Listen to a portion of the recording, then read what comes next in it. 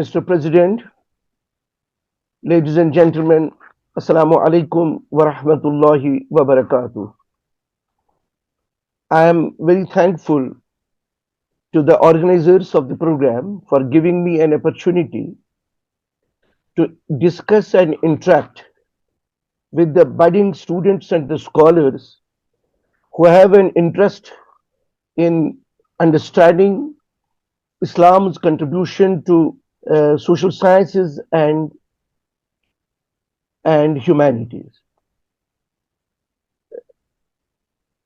For reasons I'm not physically so well, so I apologize for not being able to speak the way I would like. My throat is suffering from very serious infection, but our elder sister, Professor Hasina Hashia Sahiba, she asked me to speak today instead of tomorrow, which was earlier scheduled.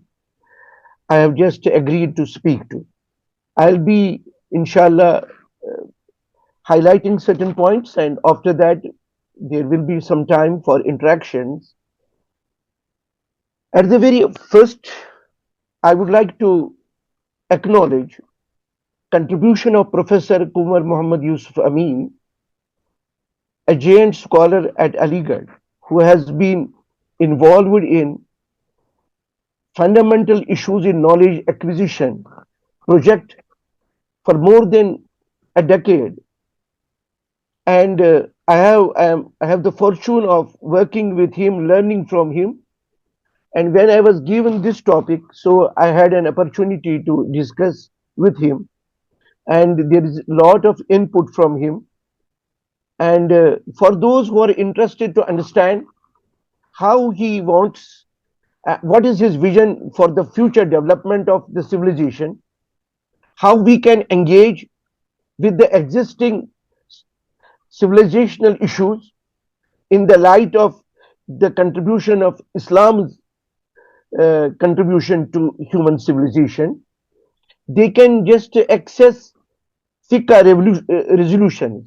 It is FIKA, Fundamental Issues in Knowledge Acquisition resolutions, which have been there on the internet. You can go to Google and check. There are 18 resolutions related to this problems and the issues and the perspectives involved in it. So that may be something helpful for those who want to pursue this issue. I want to tell you a few things. The most important thing is that in the Islamic civilizational matrix, revelation is the be all and end all. It is something which is so critical and so crucial for knowing the place of human on this planet and man's relation with the cosmos and man's relation with the God and total reality of this whole universe and the purpose of man and the purpose of cosmos and man's mission on this earth, which we call as Khilafa, vicegerency of God, and man's endowments, man's weaknesses, man's destiny in this world and the hereafter, and man's completion of the mission and then his accountability before God on the day of judgment, the final accountability. This is something which is the basic perspective of Islam, and with the revelation which is contained in Quran and the embodiment of the purposes of the revelation in the life and the teachings of the Holy Prophet sallallahu alaihi wasallam, and then the exploration of the sciences of the ulum by the Muslim scholars. This is something I will start taking your attention to. Dear friends, at the beginning of the Islamic uh, Islamic journey, we see the scholars being engaged in not only preserving the divine message and sayings and the teachings of the Prophet sallallahu alaihi wasallam, they were also involved in its exposition, explanation, and interpretation, and designing and evolving the system of principles, which we call it usul al-tafsir, usul al-fiqh, ulum like that. So they just started with it, but did not content with it. They were confident enough to look for the other streams of knowledge in the human world. In this short course, I will just only focus on it that the Greek philosophy, for reasons, they have chosen as something which was closer to their framework. This is a gathering of the scholars. For them, they must have the understanding of the nuances. When we say closer, it does not mean one is to one relationship. It is that there has been some issues, some structures, something which was closer to the Islamic frame of reference than with other schools of thought which were existing in that part of in the world at that time.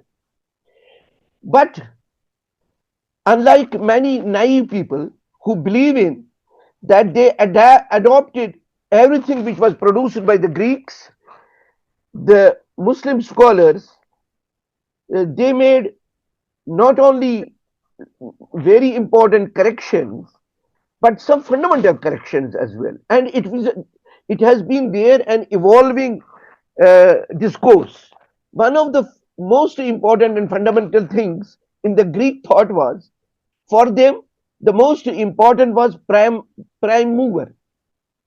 And in the very initial stage, Muslim philosophers they replaced it with Bari Ta'ala. And then has been lot of work by them to see that there is only one truth, and there must be a reconciliation between different perspectives which originate from human speculation, human experiences, human efforts, and those which are divine, which is the divine revelation. So this continued. In addition to revelation, then we had what we call a big broader term, Islamic philosophy.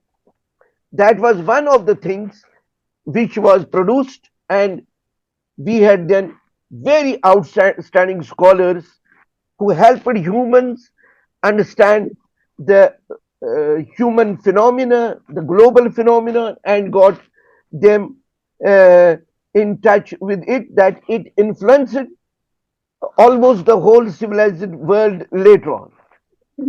One of the earlier points which is to be borne in mind is that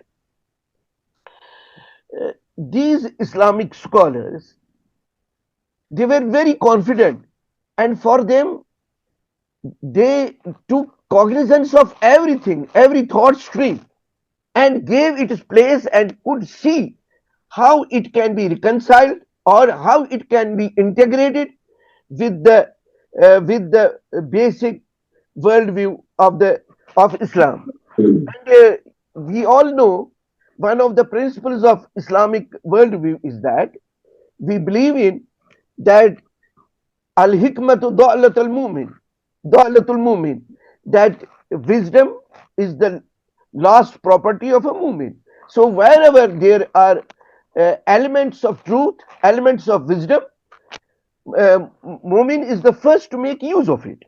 So in a way, you can just say this civilizational travel, this civilizational journey of Islamic scholarship, it was all giving and taking also. But as anybody can judge, giving and taking, this is a very critical issue. and it can be undertaken only by those who are competent enough to do it, who are committed and well engrossed, well immersed in the system of knowledge, in the purpose of knowledge, in the goals of knowledge and civilization of Islam, and who know the uh, the uh, the other cultures and civilizations and can make use of them for enrichment of human culture and civilization. I have to just tell here that my methodology, or I can just the methodology which is being offered here, it is it has two important dimensions. One has a spatial, SPATIAL, spatial. That is, what are the distinctive features of Islamic civilizational model with those of the other, suppose Hindus, Hindu civilization, Taoist civilization, Greek civilization. Another is historical. From historical, I mean how the ancients were thinking, what was the medieval human development, and then what is the modern assertions about civilization. This is the contours, the methodological framework, how we can approach it. And let me tell you that Islam has a distinction of addressing three important domains of humans. Number one, individual human. Number two, its collectivity. Number three, the systems operating. Just see, in most of the religions earlier, it is mostly individual addressed revolutionary system. It only individual is addressed mostly. But in the Islamic system of things, individual is the primary addressee, but collectivity is much more, it is enhanced in the Islamic system of things. We just go to our first surah, Surah Al-Fatiha. We just say, Iyaka na'budu. We don't say abudu. Iyaka na'budu. Wa iyaka nasta'in. Idina sirat al-mustaqim. This is the plural. Mutakallim, jama mutakallim we use. We use we as humans. Now, this is in a way, you can just say in the civilizational order, from individualism, from individual to collectivity. Then in Quran, Allah talks about the distribution of wealth, which is how it should be conducted. So my point, this is something what we can say as point of departure. Civilizational development is always, it has something very basic, but a dynamic relationship also operates in it, where you go on getting the inspiration from the scriptures and look at the world and the human situations and the goals and the systems existing, the substance of the systems. Then you look at the systems and you go for guidance to the scriptures. So a two-way traffic always operates. And then what we see, that this is life affirming civilization, but this is not be all and end all civilization of Islam, where this world, this life is the ultimate thing. As I said at the very earliest, man's place on earth, and man not being only a sum total of protons and atoms, but man, in addition to his physical self, he has a spiritual and moral existence as well. And in all these systems, whether Islam's system is individual or social or institutional, there is one connecting link among all of them. It is the purpose. It is the moral and spiritual goals and single purpose to please God. To please God is the single purpose of an individual, of a collectivity, and of the institutions which are built to serve this purpose. This is so clear, and this is what we can say the connecting link. This is the connecting goal in all the activities which encompasses a civilizational activity. And this is something which makes it very, very distinct from many others who may have contributed in different fields, but those fields are disconnected, sometimes contradictory to each other, or not making a one whole, not making one whole, that too uh, in a harmonious way. Then again, I will move to two important fields. One is, suppose, political science. In political science, we had the Greeks talking of philosopher king. We have the modern world who talk of democracy. And what we have in the Islamic system of things, we have in the Islamic system of things, we have Khilafah. We have an Amir who is very responsible, who has to take care of the people as a vicegerent of God, fulfilling God's commands, God's purposes on this earth, and helping humans live a life, lead a life which will ensure what Shahwaliullah makes use of the term Sa'adat Darain, felicity of the both worlds, of this world as a stable, dynamic, but very balanced civilization where we make use of the matter without being materialists, where we make where the spirituality rules it without making people to abandon this world, and then felicity of the hereafter, which ensures salvation of the man after in the hereafter. So this is something which is very, very distinct.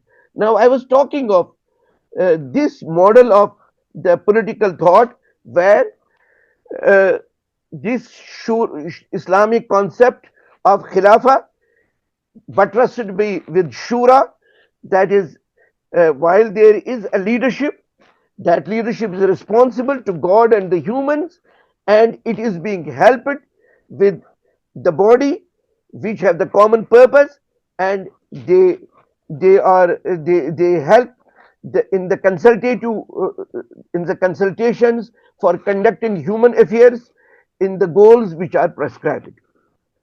Then we see again the in the economic field.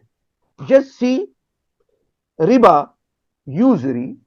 It is despised in all the earliest civilization, and in the Islamic scheme of things, where how we see the economic activity of man.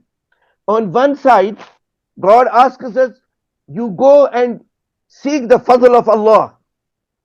On the other side, he say, what is with God? That is more important than min Allahi wa tijara. It is more important. It is more valuable. And then it says, okay, you go and earn fadl of God, but it is not yours only. وفي أموالهم حق للسائل والمحروم. There are many people who may be left out of the economic race.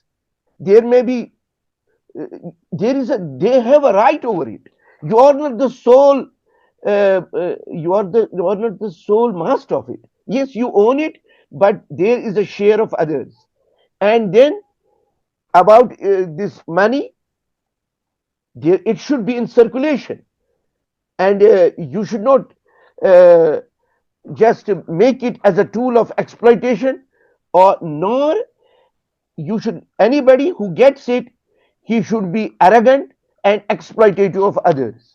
And those who, who don't possess it, they should still live a life of dignity and still live a, a life of self-esteem.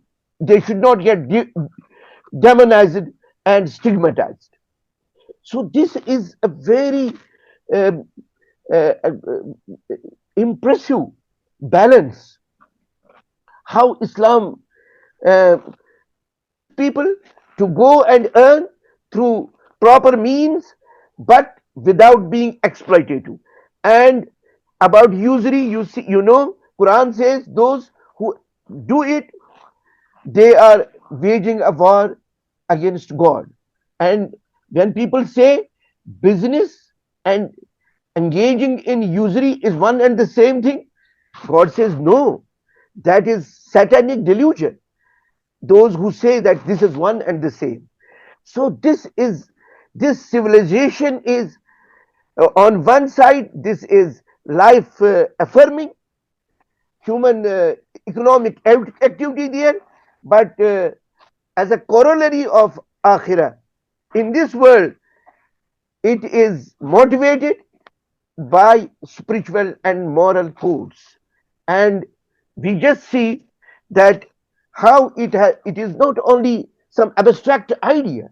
This civilization has been there for centuries together, governing the world as per its worldview. And we see people living in it, enjoying in it. And you see in Surah Muzammil, where Allah says that you should get up during night and offer prayers, and then says that there is a certain exception who are in jihad or who are there engaged in looking for the fazl of Allah.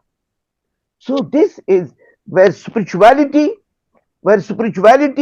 and man's temporal efforts, they get enmeshed. They get enmeshed. This makes is a wonderful combination. Just see, we have then very extraordinary individuals. We can just start with people like Imam Ghazali, who, how did he just combine uh, all the three, what we can say as ulum shari'iyah, then philosophy, and also the mystical experience. How he could connect these three. There are other examples like Mullah Sadra and others, but we see that Ibn Khaldun, and we say, I was just in the morning looking to one of the writings of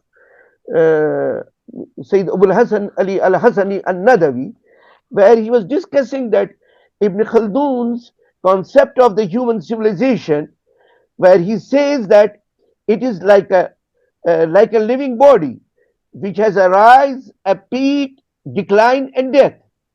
He says that he has got this inspiration from Quran, where Allah talks of the earlier people, how they were bestowed, how did they, what things they committed, and then it resulted in their destruction and decline. So my point is that we have in the social sciences, they call Ibn Khaldun his Muqaddimah, a masterpiece for anthropology, for sociology, and his concept of asabiya, what is social cohesion and solidarity, how it plays a role. There is a lot of things about when he says what are the political systems which, and what are the factors which lead, even the physical factors. Here we should be very clear about it, that Islam does not discount, not Islamic scholarship discounts any valid human inputs or human experiences, but there is a proper place for it. In the Islamic scheme of things, nothing is out, but everything is in, but at its place. Revelation is where it should be. It should be at the top. Intuitions are after it. Human reason and logic after that. Senses and its input of the senses, it is at the lower level. So this is not something imposition. It is how naturally our scholars, they have worked it out, they have shown it. in the pre-modern period, in the place we are all, we are fortunate to have a very outstanding genius like Shahulullah Muhaddis Dahlavi, who just gave the idea of irtifaqat, how human society, how it evolves, how it develops, primarily putting again on that basic scheme. What is it? Tahzeeb nafs, tadbir manzil, siyasat mudun, tahzeeb nafs. An individual is purified. He overcomes his bestial proclivities and he subjects it to the moral and spiritual demands. And his Aqli Salim puts it in proper place. Then Tadbir Manzil, how he conducts the household, how the different people have the different assignments and some are developing in it, some are administering it, and how this functions. Then Siyasat Mudun, how the cities are governed, what are the elements, how there should be a harmony, how there should be a hierarchy, how things are conducted. And then as talk of the irtifaqat, he discusses how from the primitive ways of life, how even a global, a state, urban state and a global state can emerge and a global state can be run, how taking into cognizance, taking into account the legitimate aspirations, cooperation, coordination, submission, and everything without development of everybody or and everything without being exploitative and imperialistic. So we have very outstanding scholars who have contributed in that. Ladies and gentlemen, we talk of arts and humanities. When we talk of arts and humanities, you must know that art deals with aesthetics. And if we talk of language, language has two important parts. One is mainly grammar, balagha, rhetoric, sarf nahaw. You have the grammar, you have the syntax. You know, at one place rationality operates and another the human sense of aesthetics, and in literature we have prose and poetry. If Islamic civilization is known by anything, it is for producing extraordinary. Quran itself, a Hadith Mubarakah, they are the epitome of human kalam. You know, Quran said, وَقُولُوا لِلنَّاسِ حُسْنًا وَقُولُوا قَوْلًا سَدِيدًا نَحْنُ نَقُصُّ عَلَيْكَ أَحْسَنَ الْقَصَصِ.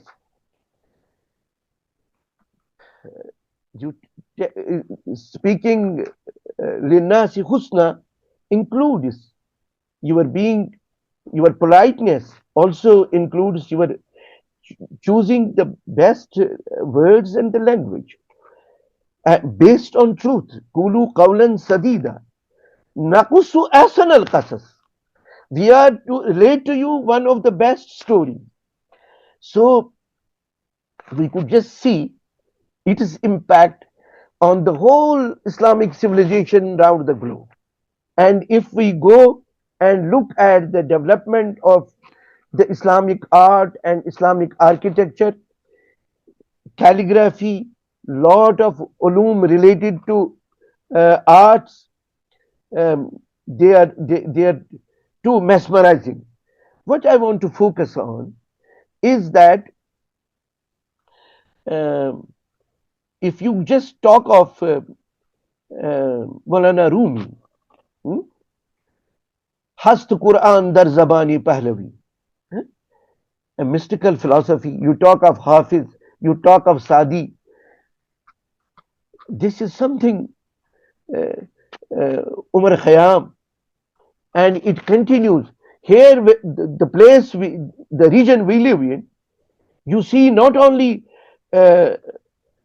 Arabic was the language which inspired the other languages in the world.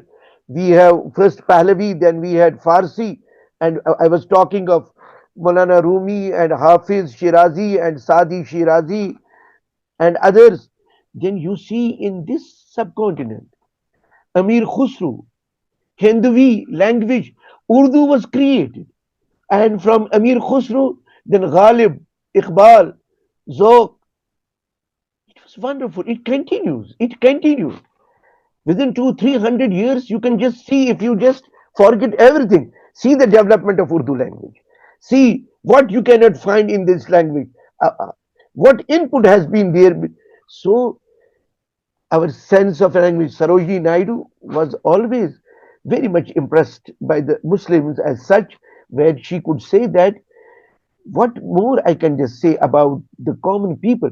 How do they appreciate the poetry, which is the best of the literary productions and the expression? So my point is that in literature we have the people. It is Islamic civilization is not a study of history only.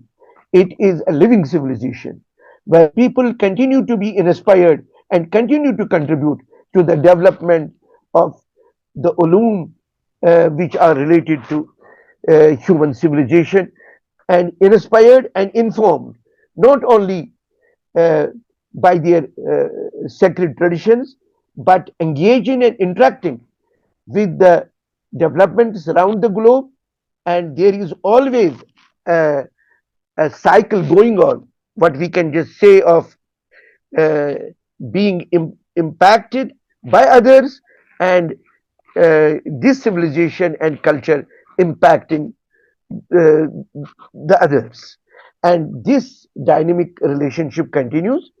And the most important point is that this there is a sort of what can say, I can say ihtisab, that self introspection always taking place, which elements get integrated in the overall framework of the Islamic worldview, which are harmonious to it, what is to be, how they can be modified, and how this Islamic culture and civilization can, on one side, preserve and conserve its substance and structure without being isolationist, without getting itself bogged down by others, or not contributing or not engaging with others. We have a general principle, as I said earlier, that you accept the positives from others, but there is another point also important. تعاونوا على البر والتقوى ولا تعاونوا على الإثم والعدوان. We cooperate with others in all that which is good. We stand the against udwan, any aggressions, and against anything which is ignominious and which is not in conformity with overall the higher values of Islam, which are truth, which is harmony, which is justice, which is compassion, and which is balance. I suppose I have hinted at some of the points, and to my scholars, to my students, I would just focus on one point only for them. Now, that it is not something they should look for Copilot or something else, AI, and get a lot of material about things without pondering themselves. What is it? It needs hard work, and learning is not something which is which one can get without getting oneself doing the necessary hard work, and uh, allowing oneself to get immersed into the substance, and what we call in English, do the brainstorming. Look at the issues of our world, look at the issues of humanities, look at the issues of the art, look at the issues of social sciences, look at the problems of the humans. See what is the fundamental point involved, what guidance we can get from the scriptures about it, how Islamic philosophy has dealt with it, or what is nearest to it, how we can get from the great giants which have produced it. I gave reference to some of them. And maybe on the base of allegory, on the base of chaos, we can we can uh, achieve and some breakthrough and see the way ahead and be confident enough not only in offering something better to the humans, but being really very significant for the correction, modification, and development of human culture and civilization. I just remember um, Saint Aquinas of the Christians, who was called Abyssinian uh, by his own church community, who were thinking that he has adopted the method of Ibn Sina. So our impact, you just see in Indian history, Tara Singh's book, he even says the Advaita and how Islam's impact has been very encompassing, very uh, wide on the development of Indian culture and civilization. Let us look at some of them. Let us have an introspection of ourselves, how much we know about own tradition, and how much we know the world we live in, how we can make a positive contribution in true sense in social sciences, in arts, and in humanities in a significant way.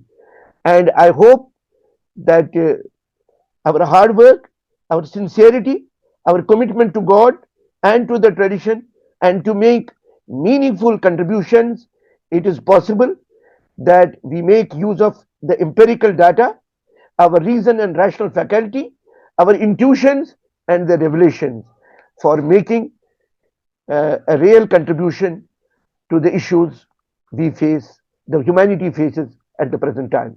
Thank you very much. Science and other sciences. Islam is a way of life. Thus, all knowledge is based on it. He mentioned various Muslim philosophers and thinkers. We at Institute of Objective Studies are extremely thankful to you, sir, because in spite of some your traveling issues and other problems, you accepted our request and cooperated with us. This lecture was scheduled on 18th of June. Thank you very much, sir, for this brilliant lecture. So there are some questions, sir. Number one, role of Islamic civilization in the development of various languages. What is the role of Islamic civilization in the development of various languages or Yes. the linguistic development? Okay. Okay. Thank you very much. Let me tell you, we are just talking of. Um, I will give you some first a brief background. While I have been teaching in at Aligarh about Abbasids and others, then I came across that when Seljuks established the modern no the institutions in Baghdad for learning, I could just see what was the syllabi of that. And one of the earlier things was classical languages, classical subjects were taught. And when Sir Sayyid Ahmed Khan, after so many centuries, when he went to Oxford and Cambridge, he could find it that in India we need an institution like that. And when you go to the background of Cambridge and Oxford, you will come to know that these Muslim institutions which were established centuries back, in their syllabi, there was teaching of the language and the classics. So, in that way, also you can just say there are a lot of languages. You go to Spanish, you go to Italian language. You know that in the 12th century, 13th century, the Western scholars, they were getting themselves benefited from the Spanish Muslim contributions, and they got lot of languages, lot of material from the Arabic into the Latin and later on other European languages. And if you go even today, Spain, where Muslims have lived for 800 years, though they have tried for centuries together to so-called purge this language from the Arabian influences, but still it is there. You talk of algebra, you just know it. I have not to talk of the languages you see in India. I was talking about this. So Muslims have enriched these languages and also uh, created. I just remember one of the sayings of Al-Biruni, who was in Persian, but his main scientific writings were in Arabic. And at times he would say that probably Persian language is not sufficient for me to express my scientific ideas. So you just see from Spain up to Central Asia, there were scholars who were writing from science to mysticism to literature, and we have masterpieces produced in these languages. Then, with the interaction of the because of Spain and later on from the Turks, they were their influence on Balkans was there. European languages were influenced by Muslim interaction, and in this subcontinent, hardly you can find that there are languages which are not impacted by the Islamic worldview and Islamic language. I suppose this must be sufficient for the time being. Thank you very much, sir. One more question. Is there any Islamic direction regarding new fields of study like artificial intelligence? Because basically this is the computer knowledge, this is the knowledge regarding the computers, it is working. So the what type of ethical issues are involved in it? What is the direction of Islamic directive? I was just at Aligarh. I was sharing an article with many of my friends. There has been a scholar of the Muslim world around 20 years back. He wrote something on AI. He wrote about it that because West has disconnected itself with its soul and also with God, for them the ultimate goal of the man is power, more power, and use and misuse and abuse of power. So for them, AI is just a tool to enhance and to get the targets. But where is the human responsibility? Who is responsible? Uh, AI is just a tool.